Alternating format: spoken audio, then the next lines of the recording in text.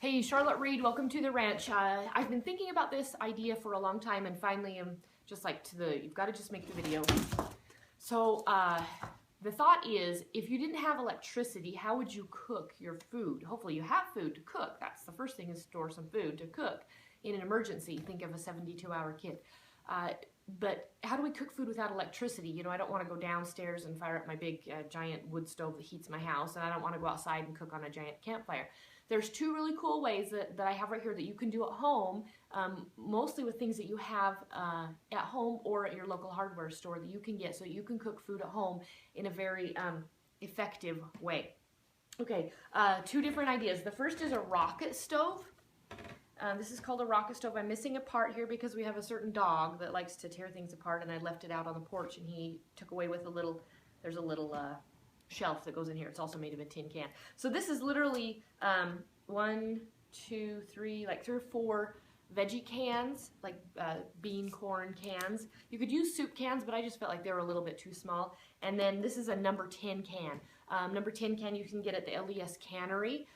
I got it and I had them put the seal the top on it, so I'd have a top and a bottom. But then you cut the top off. You can also get your number 10 cans at like a school cafeteria or a restaurant. They have their vegetables come in their number 10 cans, you know. So I cut the top off because you want to be able to have a chimney comes up and you got to fill it. So you want to be able to cut the top off. So I can email you directions on how to do this. I found the best directions I found were on instructables.com, and I can't remember the fellow's name. Nice guy. Made a nice detailed instructions step by step that even, you know, anyone can follow. If I could do it and actually come up with something that works, then definitely you can do it, because it was very easy. All you've got to have are your cans and tin snips. Tin snips, really handy to be able to cut the tin. So basically you take your number 10 can and you make sure one of them has a bottom and the other does not. Okay, and then you're going to cut a hole in the side. Okay, right here like this, so that this can come out. This is where you're going to shove the wood into. You can literally boil water on this baby with a handful of twigs. Okay, the key though is to start the fire and get the fire hot up the chimney first, so that it will burn good and stay burning too. So anyway, you cut the top out, leave the bottom, cut a hole in the side. Then you take one of these and you're going to cut them in various ways. You cut out the bottom in some, slit the others, so that you're making basically, this goes inside this one, so it's this shape inside the tin can. So you can feed the fire here and the heat will come up here. Okay, so you're doing this shape, and actually it's going to be that tall-ish. Okay, so this is the shape you're making inside the tin can, and then this part sticks out, you know, outside the tin can. I filled the number 10 can. I filled the can with sand, because I had sand. If you wanted, you could fill it with perlite or vermiculite. I've heard that works too. That'd probably make it lighter. This is a pretty heavy baby. And then, okay, so then after I filled it with sand and have the cans in it, you make these little phalanges and you put the lid back on top to keep the sand in, and you know, and you center it there, and then fold these babies down somehow so that it locks that in place, so that you have some like that, so you have an air hole all the way around, so that your pan will sit up here but still allow air to get back down into there.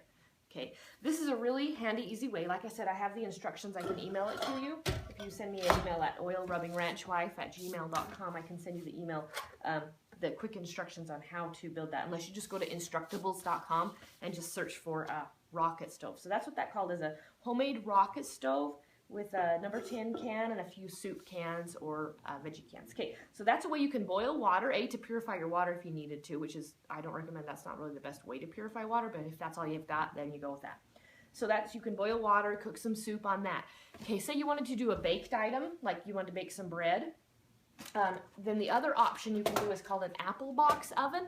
Well, we don't really have apple boxes here in potato country. We have potato boxes, so definitely use a potato box. I can't remember if this wasn't a potato box. This was a cannery box from the LDS cannery that I had left open.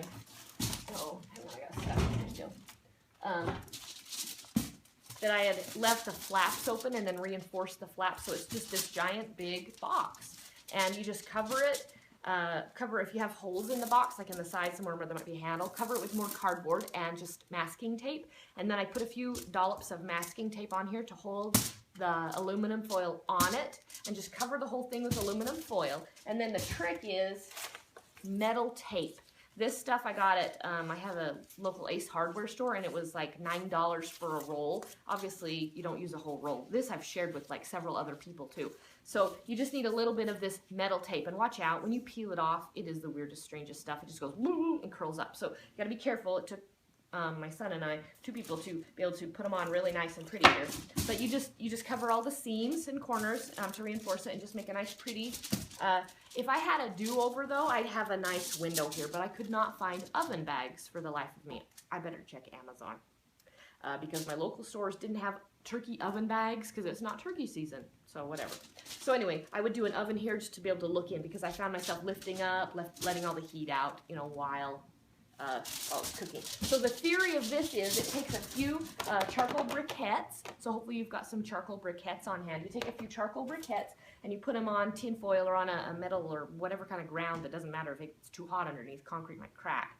So you put just a few of those. You can use pop cans or soup cans, and then you can either set the pan right on top of those. So you know, if you imagine you've got, I don't want to do that because you might confuse this. So you've got the ground, you've got some charcoal briquettes, and I can send you exactly how many to use. You only take like 3 or 4. We did cookies, and I think we used 3 or 4, and they were done in, you know, 10-15 minutes till they started to cool down. The briquettes did. So anyway, you took a little pan, and you put your little pan on top of these pans, and then you can put your pan right there, and the box just goes right on top like that. But you got to make sure you crack the bottom, put the bottom up on like a little 1-inch rock or something so that it has air, so air can get under there to feed the briquettes. So there, that's an oven just like that with a few briquettes, and it literally was like almost 300 degrees in there. Crazy, huh? So super simple and easy. Hopefully you have a cardboard box, any apple box, potato box, whatever kind of box you've got, cardboard box covered in tin foil, and then some briquettes, and you've got, hopefully you have metal tape, or go get some. If you don't have any, it probably could still work if you were in an emergency and didn't have the metal tape and you just had the aluminum foil. Okay, so those are 2 ways to cook without electricity. Just a handful of twigs on your rocket stove to boil some food, or your couple briquettes for your little oven to bake some bread or cookies or pie or brownies or whatever. Okay, hopefully though, the point is though that we have the water storage and some food stored up so that we can have that in an emergency. I just felt like this is something that we all need to make sure we have various ways to cook without electricity, because man, life is so easy, isn't it, right now? But what if we didn't have electricity for a few days or weeks or months? Life would get interesting, wouldn't it? Okay, so this is Charlotte Reed from the ranch saying, you know, check out all various preparedness videos. LDS Prepper, he has some YouTube videos on here too. He's got some good videos on how to use the rocket stove too. You can see his in action, and it really works. It's pretty dang cool. Okay, Charlotte Reed from the ranch saying love you, bye-bye.